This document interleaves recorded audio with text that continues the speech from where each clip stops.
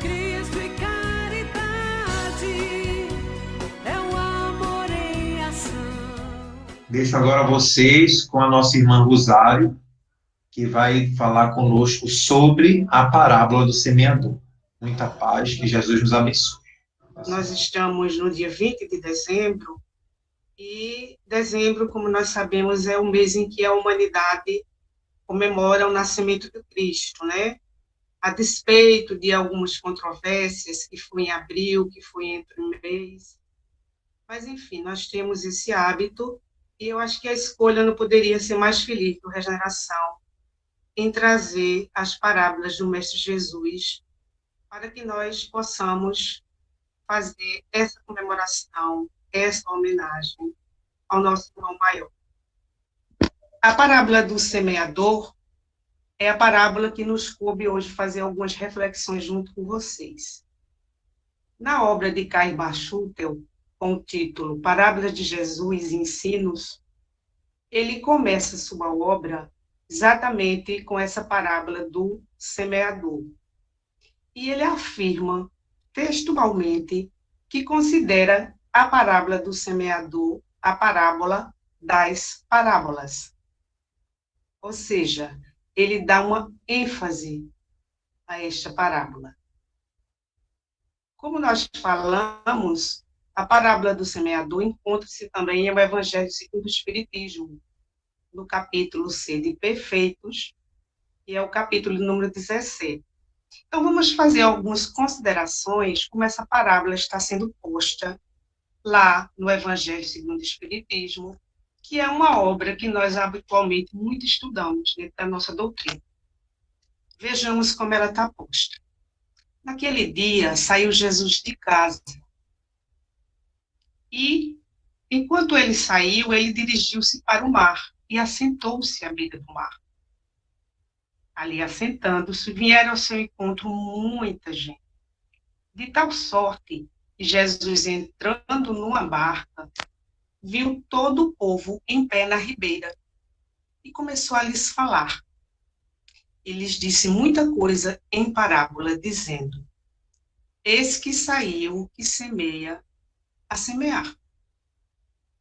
Quando semeava, uma parte da semente caiu à beira do caminho. Vieram as aves do céu e comeram-na. Outra parte, porém, caiu em pedregulhos. Não tinha muita terra, mas logo nasceu.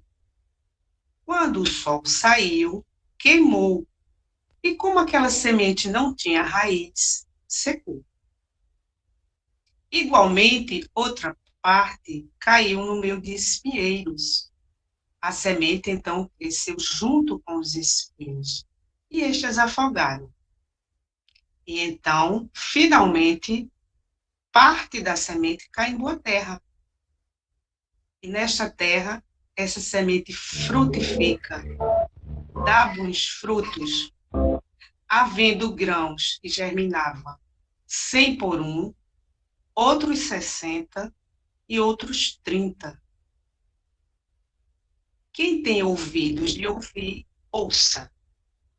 Então, nós já vimos aí, nesse preâmbulo da palavra do semeador, nas palavras de Jesus, a beleza nessa poesia, né, a profundidade que Jesus nos traz. Como é do nosso conhecimento, Jesus sempre falou a toda a gente utilizando parábolas. E ele assim o fazia, como um bom pedagogo que é, para facilitar a aprendizagem. Eram pessoas muito simples.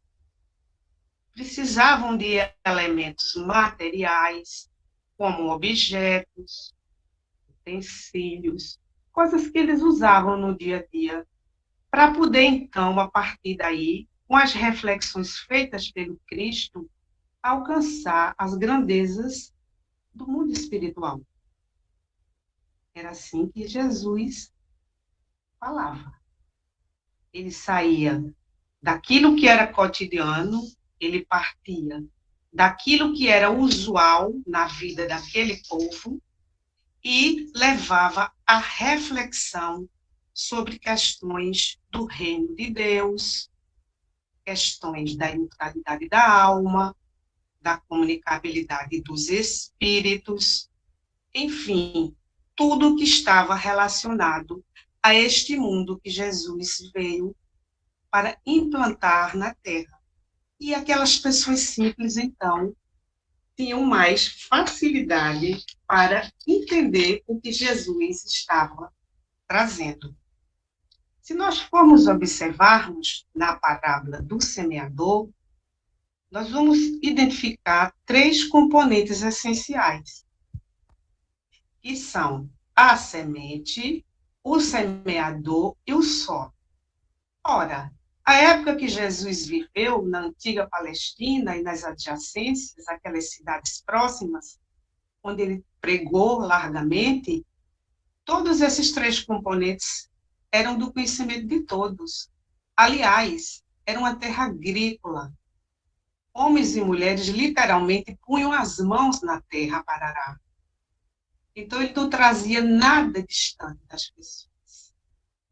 Ele trazia componentes e elementos do cotidiano e levava as pessoas a refletir sobre o mundo transcendente, sobre o mundo do espírito. O mundo esse natural, não havia nada de sobrenatural. Jesus sempre deixou isso muito claro. Apenas nós desconhecíamos. E assim Jesus seguia com seus ensinamentos por parábola. E dentro desta parábola, trazendo esses 3 elementos, nós passamos a entender melhor por que Caibar ressaltou a parábola do semeador. E deu tanta importância, porque nós vemos aí 3 personagens de grande importância na humanidade: Deus, Jesus e a própria humanidade.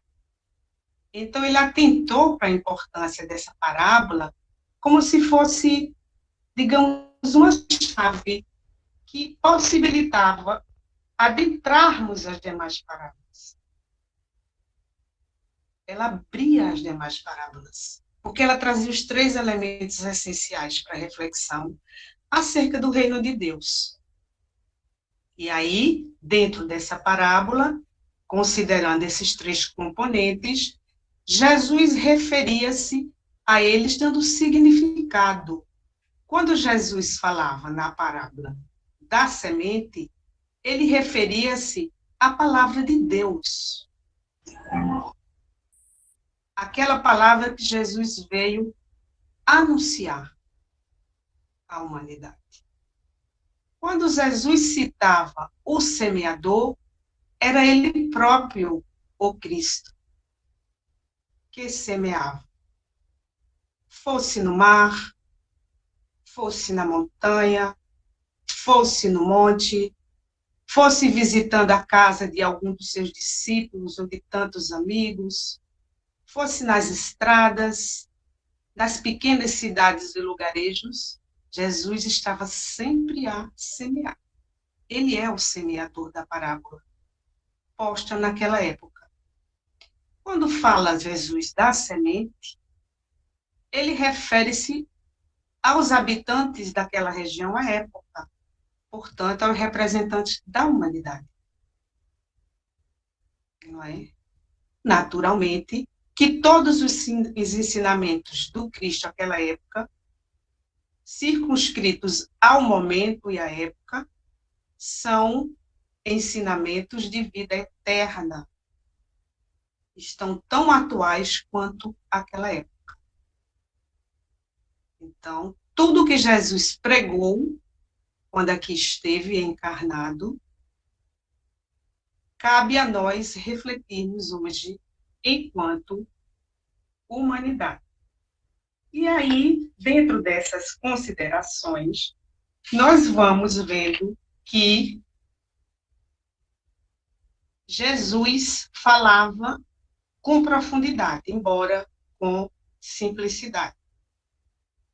Vamos ver agora, considerar agora, lá no texto que vem no Evangelho segundo o Espiritismo, quando Jesus fala de forma simbólica sobre a semente, o semeador e o solo, considerando a semente, como já dissemos, a palavra de Deus, o semeador, o Cristo, e quem é o solo?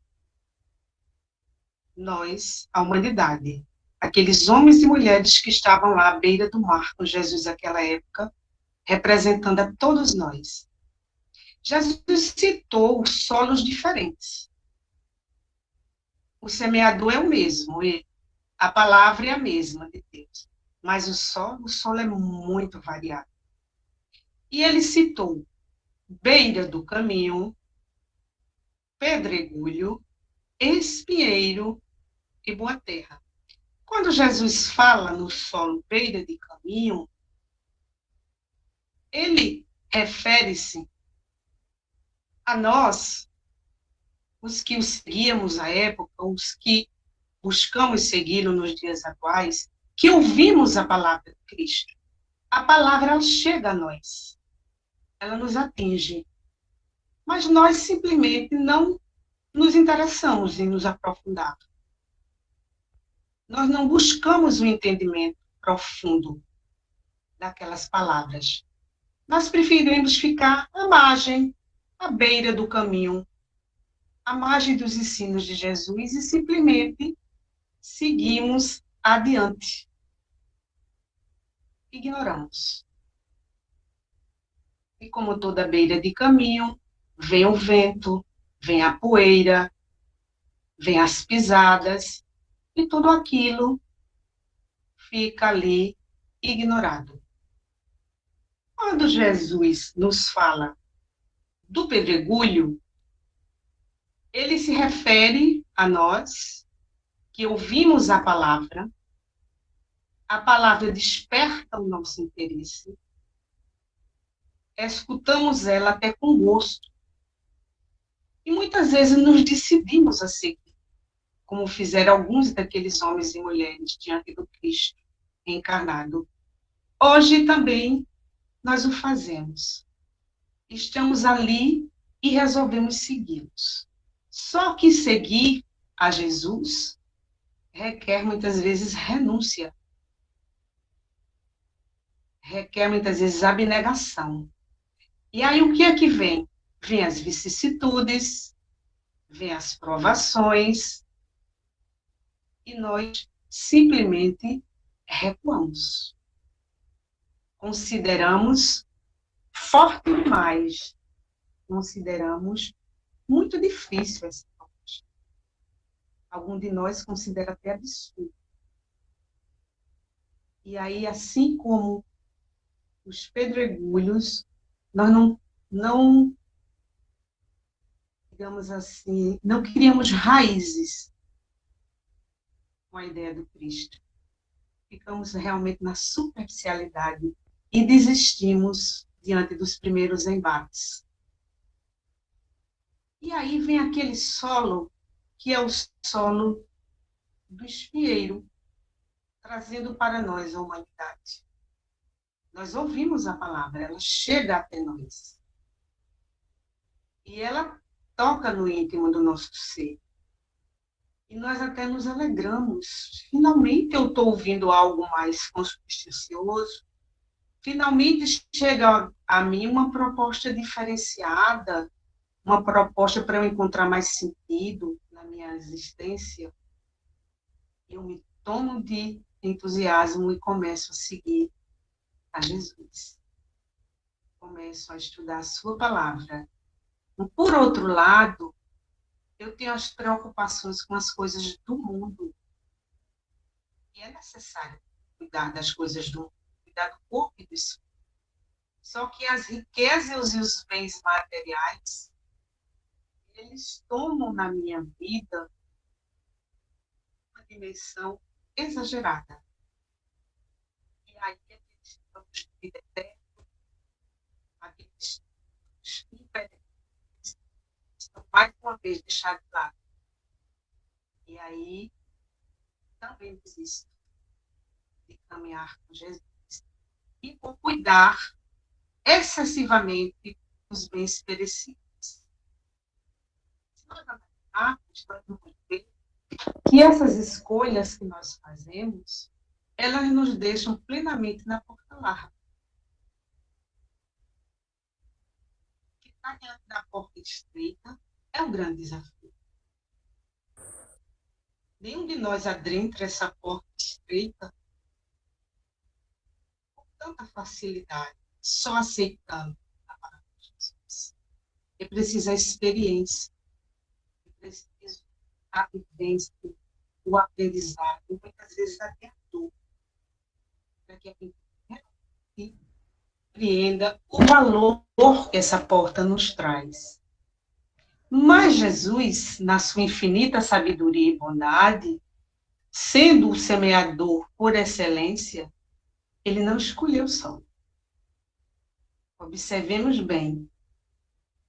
Ele saiu a semear em todos os lugares, em toda a terra, em todos os solos.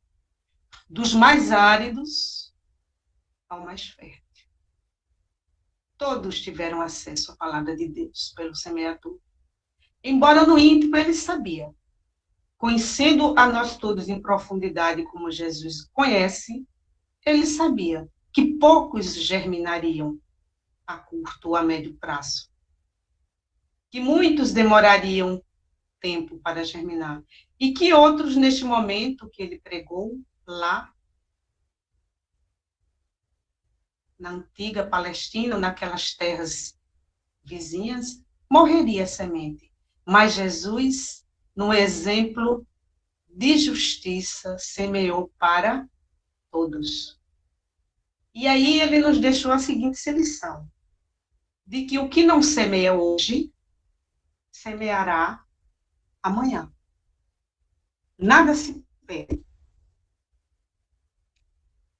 Tudo que nós plantarmos hoje, que nós colhemos hoje, dará mais frutos numa próxima reencarnação. É assim que nós evoluímos. Voltando ainda para a questão dos solos, voltando ainda para a questão das sementes, nós vimos que quando cai na boa terra, a semente, o que é que acontece? Ela germina e ela dá bons frutos. Havendo um grão que dá 100 frutos, outro grão que dá 60 frutos, outro grão que dá 30 frutos, e assim por diante. Ou seja, embora estejamos aquelas pessoas que se encontram no solo da boa terra, naquela época de Jesus ou agora, há uma variação imensa nesse solo, mesmo sendo a boa terra. Porque os homens variam de grau evolutivo infinitamente. A condição moral e intelectual da humanidade, ela é diversificada ao infinito. Então, alguns já conseguem dar 100 frutos de um único grão. Que colheita maravilhosa. Outros conseguem dar 60 frutos de um grão. Outros conseguem dar 30 frutos de um grão. Olha a terra boa, fecunda. Aqueles que dão 30, aos que dão 20, aos que dão 10, aos que dão 5. E aqueles que dão pouco, se consideram que dão poucos frutos, que não desanimem, pelo contrário, que se inspirem naqueles que frutificam, que sejam exemplos para nós e que continuemos nesse esforço, porque já estamos na boa terra, já estamos lá, colocando uma sementinha ainda pequenininha, o fruto ainda, mas já estamos buscando essa caminhada. Não estamos mais na beira do caminho. Às vezes os pedregulhos nos pegam ainda, os espinhos também nos pegam, claro. Nós somos espíritos em fase evolutiva. Mas a nossa busca pela boa terra, ela precisa se consolidar dentro das nossas possibilidades, a cada um segundo as suas obras. aqueles que mais plantam, que mais colhem, que sejam para nós exemplo, sem comparação, apenas aceitando e buscando. Quanto a essa questão, nós vamos contar uma história aqui para ilustrar um pouco o nosso raciocínio. É uma história verídica. 2 jovens estavam retornando de uma viagem de trem, nos anos de 1948. Durante a viagem, um dos jovens reclinou a cabeça na poltrona para repousar e passou a apreciar a paisagem. De repente, ele viu uma pedreira enorme, num terreno muito árido. E aí ele sentiu um torpor muito forte no seu corpo. E foi entrando naquele estado de sonolência, como se estivesse no estado de sono. Ele sentiu-se desprender-se, desdobrar-se e ir até aquela pedreira. Quando lá chegou, ele teve uma surpresa enorme, porque aquele campo árido, agora ele via um campo verdejante, arborizado, cheio de casas residenciais, muitos prédios. E aí ele observou que havia um homem, junto a muitas crianças, aquela algazarra infantil, vozes de adultos. E aí aquele homem, ele teve um impulso irresistível para se aproximar dele, e o fez. Quando ele chegou bem perto, ele tomou um susto. E quando ele olhou para aquele homem, ele viu a si mesmo nele, um homem já envelhecido, na madureza. E no mesmo momento, uma voz lhe dizia: isso é o que deves fazer em tua vida, cuidar da educação de muitos. Após ouvir essa voz, ele sai do torpor de súbito e toma consciência de que está no trem. Procura refazer-se daquela experiência, né, aquela forte experiência, está com uma sensação agradável e comenta com um amigo que viajava com ele sobre a experiência. Passaram-se alguns anos daquela revelação. Aqueles 2 jovens, contando com a ajuda de pessoas abnegadas e caridosas, inauguram uma casa tipo lar substituto para abrigar crianças órfãs, crianças necessitadas de acolhimento e de amparo. Os anos continuaram passando e aquele projeto cresceu de uma forma fabulosa. Então, aquela imagem, aquela visão daquela viagem de trem, ela tomou uma forma real. E agora, na atualidade, aquela pequena casa que foi inaugurada no ano de 1952 é um complexo com 83 mil metros quadrados, assistindo diariamente, de forma gratuita, a quase 5 mil crianças e adolescentes. Conta nesse local com atendimento de maternidade, de pré-natal, de creche, de ambulatório de várias especialidades médicas e odontológicas, de um laboratório de análise clínica, jardim de infância, escola formal do ensino básico e fundamental e cursos de profissionalização, preparando aquelas crianças jovens para o mercado de trabalho. Cursos como tapeçaria, marcenaria, balé clássico, escola de alto, panificação, jardinagem, informática, vários outros cursos. E ainda conta com a caravana Alta de Souza, que cuida, que assiste centenas de famílias em estado de pobreza no bairro de Pau da Lima, no subúrbio da cidade de Salvador, na Bahia. Nós estamos falando, meus queridos amigos, da Mansão do Caminho. A Mansão do Caminho é essa obra magnânima, eu acredito se não a maior, uma das maiores do planeta. É administrada, embasada em sólidas orientações cristã espírita, não é? Envolvida na ternura de funcionários e voluntários, carinhosamente tratado como tios e tias, sob a orientação de Divaldo Franco e Nilson de Souza, esse já desencarnado.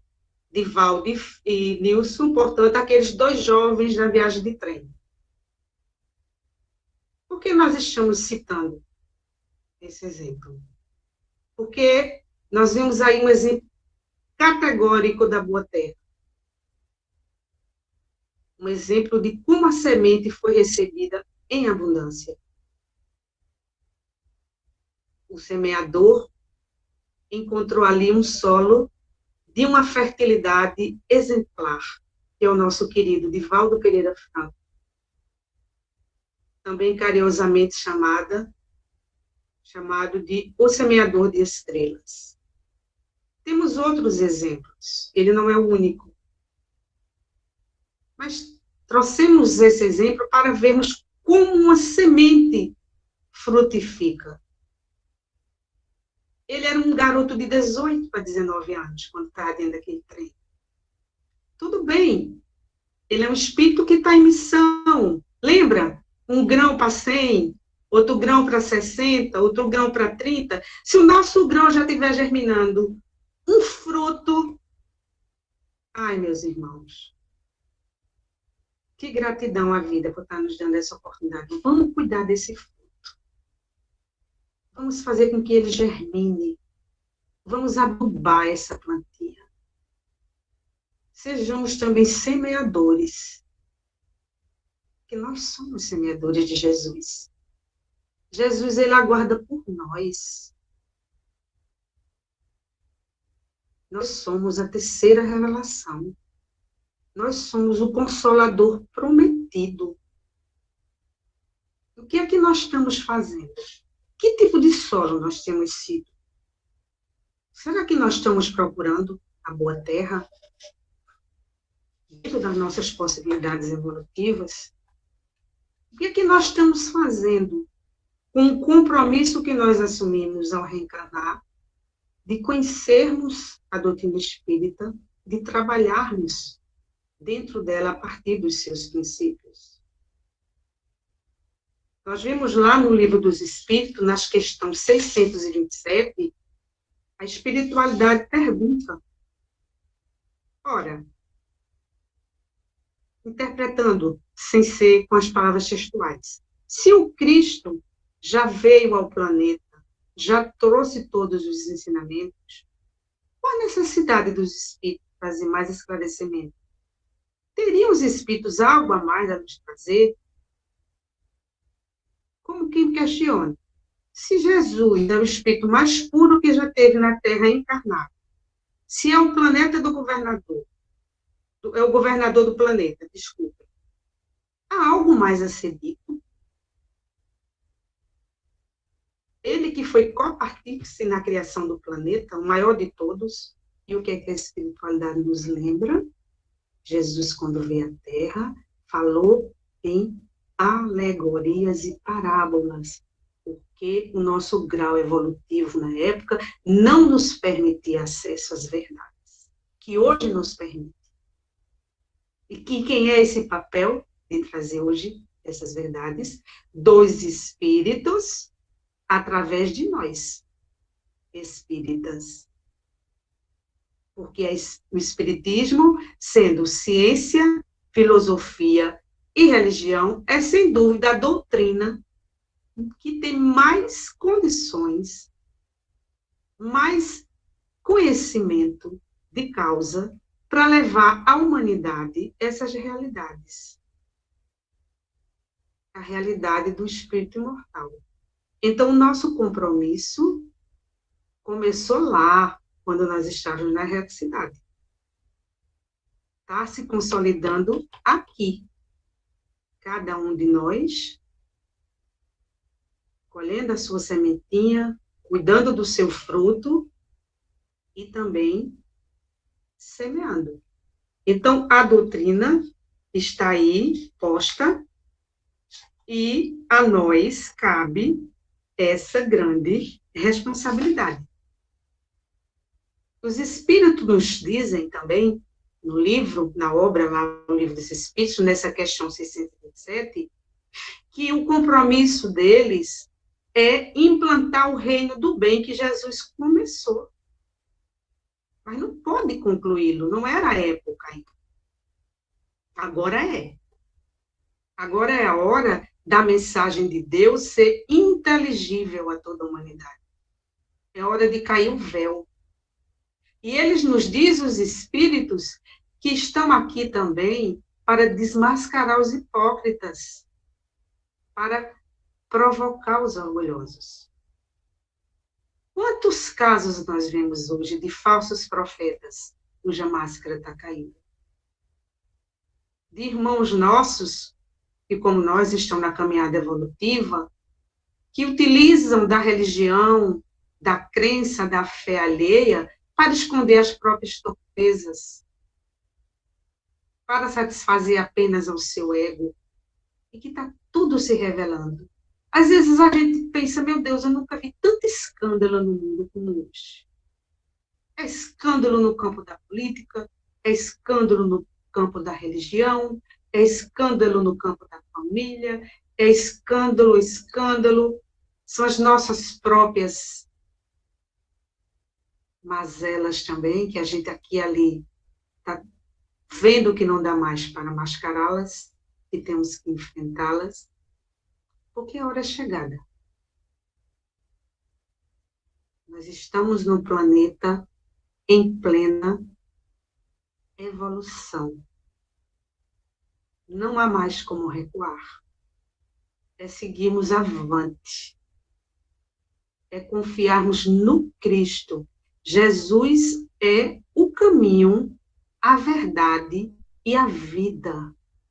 Ninguém irá ao Pai senão por mim.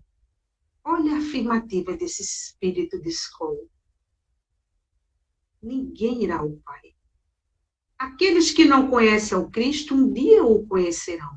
Ele não vai discriminando nenhuma religião que não seja cristã, muito pelo contrário.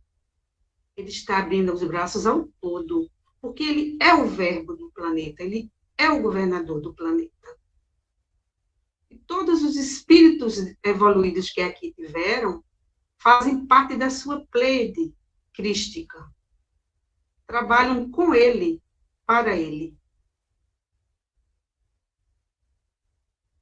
Então, é preciso que nós alimentemos essa confiança. E nós precisamos, cada vez mais, robustecer a nossa fé. Os dias são muito difíceis, meus amigos. Os dias são muito provocativos. Os dias são de grandes desafios. Mas há uma beleza por trás de toda essa experiência que nós estamos tendo agora. Nós estamos vivenciando um momento ímpar da humanidade, um dos momentos de transição do planeta. Enxerguemos isso e confiemos. Mas é aquela confiança fecunda, verdadeira. Não dá mais condições da gente ficar à beira do caminho. Vamos tirar os pedregulhos. Vamos aparar os espinhos. Eles ainda existem, sim. Eu que vos falo, muitas vezes me vejo nessa situação. Mas a gente vai aparando. Aparando. Aparando. A terra é pouquinha. Aduba. Cuidemos dela. Porque é isso que vai fazer com que nós possamos encontrar a paz que necessitamos. relativa paz que nós necessitamos, o equilíbrio que nós necessitamos para atravessarmos esses dias unidos, em pensamento. Nós somos a humanidade, nós somos irmãos, nós somos parte da família universal. É isso que a gente precisa tomar consciência. Quando um de nós não está bem, isso já nos afeta. Que bom, né? Isso é um sinal de que nós já estamos vivenciando o tempo da irmandade, da fraternidade. Então, que banhados, né, desse pensamento cristão, e banhados por esses ensinamentos maravilhosos que Jesus nos traz diante dessa parábola, nós convidamos agora nós nos reportarmos em pensamento a Jesus pregando, como se lá estivesse. Vamos imaginar Jesus, as suas vestes, de um homem simples daquela época, pés descalços, ou numa sandália de couro, provavelmente confeccionadas por homens artesãos, caminhando tranquilamente e dirigindo-se na ocasião ao mar. Ele sempre buscava o mar. E ali, chegando no mar, aquela gente vai chegando, vai chegando, vai chegando, silenciosamente. Uma gente sofrida, uma gente marginalizada numa sociedade de muita opulência, de muita riqueza, mas também de grandes diferenças sociais, tais quais a sociedade de hoje. Jesus entra no barco, senta, e a multidão fica em pé, ao lado dele. E aí tem uma mensagem muito bonita que se refere a esse momento, que diz o seguinte: manhã de sol, nuvens esvoaçantes nas franjas do vento jornaleiro. Então, aquele dia era um dia de manhã, uma manhã ensolarada. Mas havia nuvens também trazendo vento. A imensa planície humana a perder de vista. Havia muita gente. Jesus aglomerava sempre muita gente pelo seu carisma, né?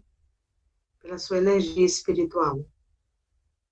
A considerável extensão de terra espera de ser sulcada pelo arado promissor.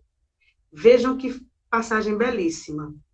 A considerável extensão de terra. Ele estava no mar, mas de lá ele avistava a terra.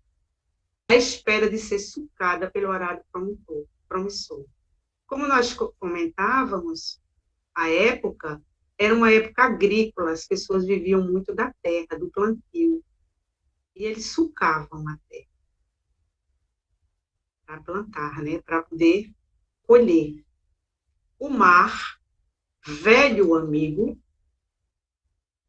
de todos, em especial do Cristo, debruçando-se em todas as ondas corvadas de brancas espumas, nas areias e no eixo da praia larga. Então, aqui, nesse parágrafo, descreve-se a beleza do mar, a exuberância do mar com toda a sua naturalidade. Assentado no barco, Jesus alongou os olhos pela planície dos corações e lembrou-se da terra inculta. Então, enquanto Jesus estava ali sentado naquele barco, em silêncio, observando as pessoas chegarem, quantas coisas não passaram ali no seu interior? Quantas reflexões?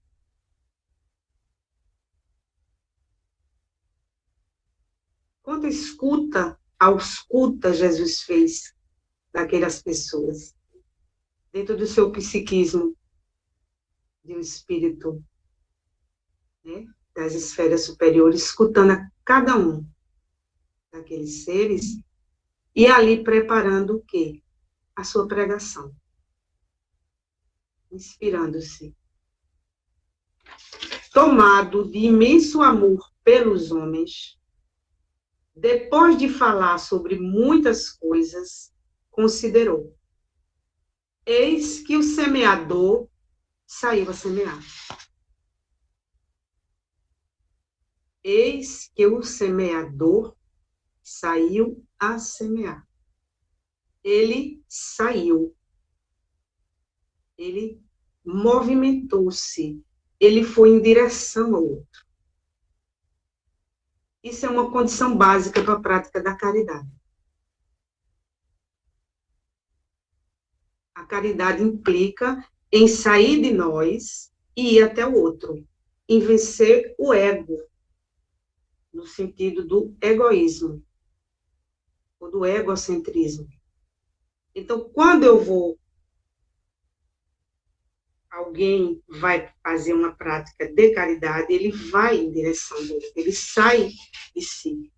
Seja para levar um donativo, seja para levar uma palavra amiga, seja para estender um ombro, seja para escutar, há uma ideia de movimento em direção ao semelhante. E aqui está. E o semeador saiu. Ele podia dizer, o semeador semeou, foi semear, mas saiu a semear. Não é? Então, fica bem claro aqui a atitude de Jesus. E como nós dizíamos, saiu a semear amplamente. Os agricultores da época preparavam o solo, adubavam para poder então plantar, né? Quando o solo não estava fértil, estava árido, não era o momento. Mas a atitude de Jesus foi outra. A semeadura foi para todos, e nós entendemos por quê. Para dar oportunidades iguais a todos nós. Porque nós que não despertamos na época, estamos despertando agora. Outros despertarão amanhã. É assim da lei. Atendendo ao apelo do Cristo, irmãos queridos, semeamos e tenhamos todos uma boa colheita. Então, essa mensagem é a mensagem que a gente deixa na noite de hoje, para que a gente possa, em casa, em outros momentos, buscar mais reflexões a respeito dessa parábola, que é belíssima, que a gente não podia nem tem a pretensão de esgotar em tão pouco tempo, e que nós levemos isso para o ano de 2021. E com a certeza de que o do ano de 2020 foi um ano de plantio, por incrível que pareça. Que Jesus possa nos abençoar, nos agraciar, e que nós possamos ser dignos do seu amor, que permanece conosco ao longo dos séculos. Muito obrigada a todos pelo carinho, pela atenção, pela paciência. E um Feliz Natal para todos nós.